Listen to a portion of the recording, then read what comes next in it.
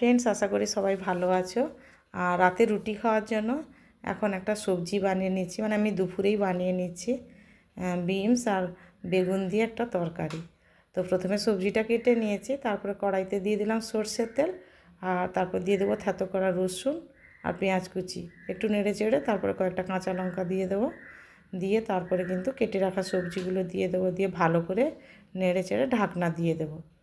ঢাকনা দিয়ে তারপর এদিকে কলতলায় কয়েকটা বাসন আছে, আমি ধুয়ে নেব। ঢাকনাটা খুলে পরিমাণ মতো লবণ, হলুদ আর জিরে গুঁড়ো, ধনে গুঁড়ো দিয়ে দেবো, দিয়ে ভালো করে কিন্তু কষাতে থাকবো। তো কষানো হয়ে এলে আবার ঢাকনা দিয়ে দেবো, দিয়ে কিছুটা সময় রাখবো, তারপর ঢাকনা খুলে ধনেপাতা কুচি দিয়ে দেবো, দিয়ে আর একটু নেড়ে চেড়ে অল্প একটুখানি জল দেবো, কারণ যেহেতু ঢেকে রান্না করছি সবজিটা প্রায় সিদ্ধ হয়ে এসছে। তো ফাইনালি জলটা একেবারে শুকিয়ে গেছে, এবার এই যে নামিয়ে নিলাম। তো যদি রান্নাটা ভালো লাগে অবশ্যই একটা লাইক করো, চ্যানেলটা